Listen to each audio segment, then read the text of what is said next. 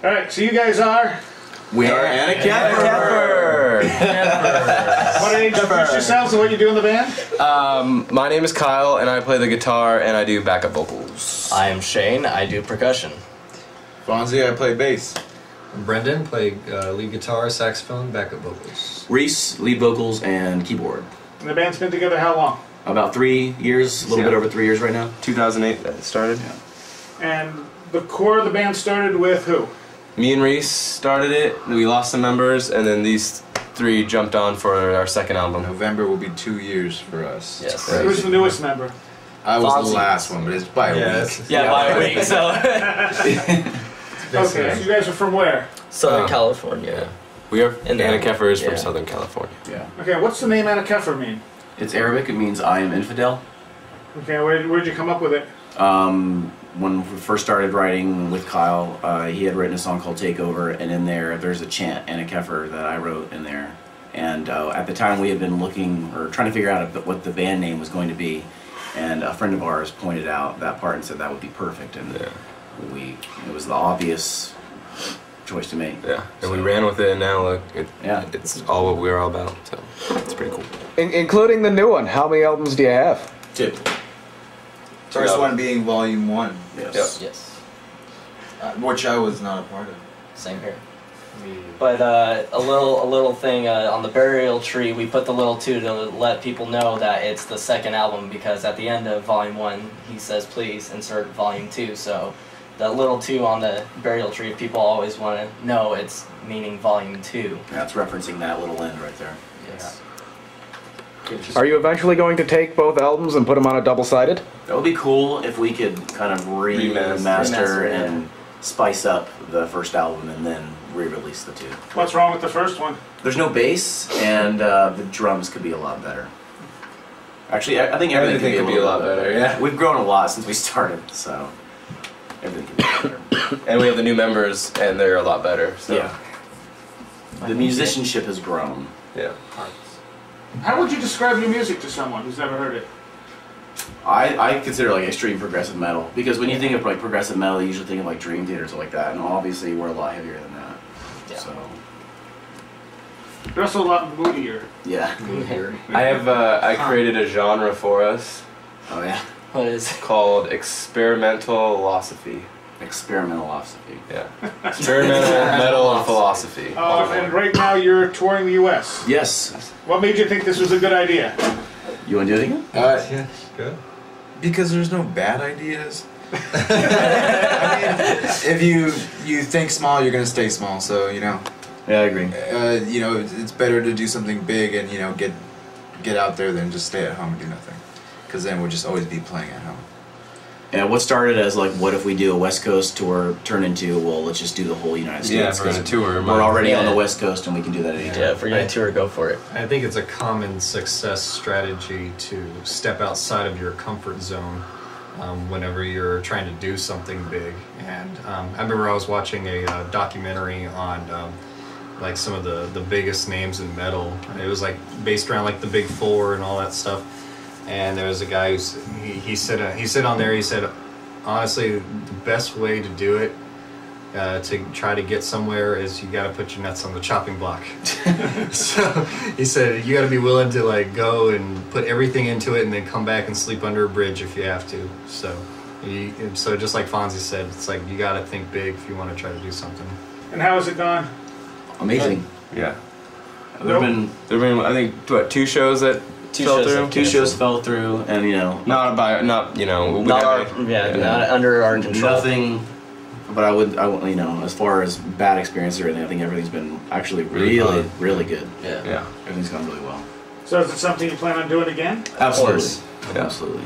Maybe Love we it. might not stop. We might just continue. Yeah. another sort. If there was a way financially that I could keep, If we just keep personally, touring, if there was a way to keep going and make it work and still have money, then I'd just keep going. Yeah, because real work sucks. Yeah, the real life is pretty uninspiring. Yeah. How does the songwriting come together for you guys?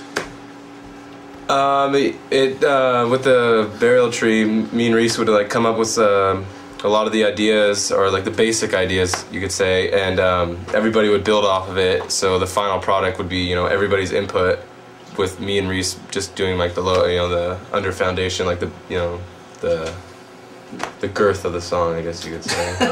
the girth. Pretty much, they would lay down the foundation. And then we would just come on top of it. No. This is just sounding worse and worse. But yeah, like it's like they had the vanilla ice cream. They put the scoops in, and we come in with. He's making a little bit more G-rated. Peanuts. But yeah, like and what's nice is that when you listen to it, what everyone's playing for the most part is what they wrote. Like Kyle and I will write something, but we don't say like, you know, everyone else has to play it. It's more important that everyone can build on top of an idea, and kind of everyone should be shining. Express each instrument. Yeah. What about lyrical inspiration? Do you write all the lyrics? Yes, I write all the lyrics. So where does your inspiration come from? For the Burial Tree, I read a bunch of, I read a lot of like psychology books, and I went through like a phase where I think I read like 30 or 40 books in 1 month. I was trying to read 120, I didn't get all of them.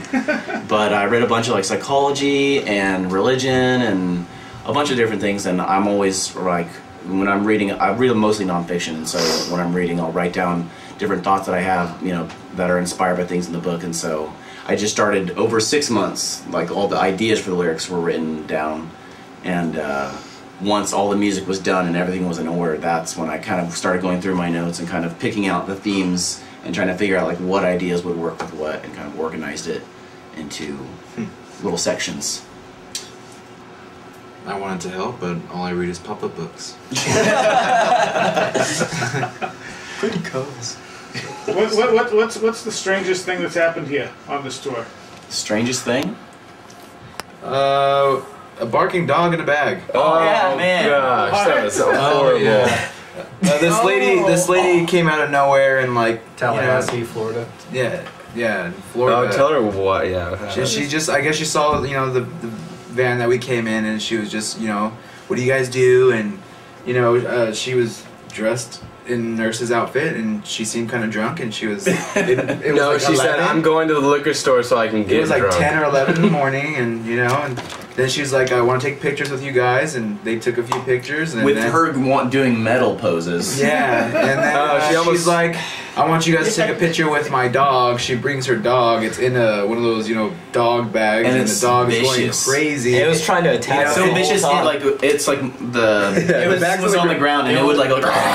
The bag was on the ground. It was a teacup Yorkie. I just wanted to throw that out. It was a teacup Yorkie. Yeah, the whole bag is shifting like this because it's trying to attack people. Yeah, she had to be drunk because when we were taking pictures, she like wanted to kneel down, and she was like right next to me. She kept on falling, like grabbing me like that. I'm like, whoa, yeah, just like that. And yeah, I think she lost her job that day. That's what she said. Something about losing her job. I don't know. Wow, strange. Yeah, we met, and and then in Arizona we met a guy who claimed to smoke weed with the president on top of the White House. And he was the reason Obama got elected. And instead of great ideas, he said he has great ideals. Everything was ideals. That's a great ideal. So. And he met who else did he say he met? Oh, he met Paula Abdul. Paula Abdul. Yeah, he met Paula. Paula Abdul gave him a ride home, and at first he was like, "I don't want to get in your car and mess it up." She's like, "Oh, come in, I'll just buy another one." Yeah. And he met Michael Jordan's parents. Yes. I didn't He had dinner with Michael Jordan's parents. Interesting people out there. No Nice. teeth, by the way. No teeth. Just want to throw that out there. What's the best thing that's happened on this tour? What's the best thing you're going to bring out of it, do you think? Friendship. For me, I think the best thing that's happened on the tour is seeing for almost all the shows, people come out that know us, and for me that's just really encouraging. Because I know that there are people out there who know about us, but to actually get to meet people and talk to them, and I don't know, it's a totally different thing when you get to meet, you know, just complete strangers, but who love the music. And to me, that makes everything worth it. No matter, you know, the good and the bad, it's amazing. I think for me, it's that, and being able to go to all these different places that, you know, I never thought I'd be going to, and playing all these shows in all these, you know, different venues, which is crazy. I think it's really just playing the different venues and spreading our name out there for people that don't know us, really. Because we're expanding our audience just a little bit each time we play somewhere different than California, so that's probably the best thing. Yeah, it's cool when like, oh, you know, I came to see this band, but you guys are, oh my gosh, crazy. So that's like, it's weird. The reactions are nice. Everybody, all positive, always positive. Yeah, to me, it's you know, it's this not only the experience and everything that, and just the overall adventure of everything, but it's like we get to do something that so like 99.99% bands out there wish they could do. Something that's like on the top dream list of anybody that's been a musician. Everybody wants to go on a tour like this, and I've been wanting to do it for the last like 10 years, and finally, you know, it's happened, and so we get to live that dream, and it's amazing. And it's I awesome. think it's better that we did it ourselves and didn't need another band to do it for us or anything like that. You know, it's more of a, you know, satisfying feeling that it's like we did this. You know, no one did it for us. We didn't look for a handout. We did it ourselves. I love that. Yeah, Mississippi was a good example. Two guys drove a couple hours just to come see us because they heard we were going to be playing close. Oh yeah, and they wanted to hear the song "Parasites" off the new album, which isn't actually in the set that we're playing on the tour. But because they drove out of the way for it, we all went behind the venue and like on our knees and mouths and stuff, we practiced the song a few times, and then we went in and ended up squeezing it into the set just for them. So it was really awesome. That is awesome. Is there anything else people should know about the band? 12 inches. Oh my god. That's awesome. Okay, and where can people get your stuff? www.anakefr.com. Pretty much all the links are on there. Our stuff's on Amazon, iTunes, CD Baby, Rhapsody, all that jazz. Torrents, if you're, you know, you don't want to buy Torrents it. if you want to steal it. Yeah. YouTube. How do you feel about that? It's good and it's bad. Yeah. I mean, I've seen like people will comment on the page like, "Hey, greetings from, you know, this random country.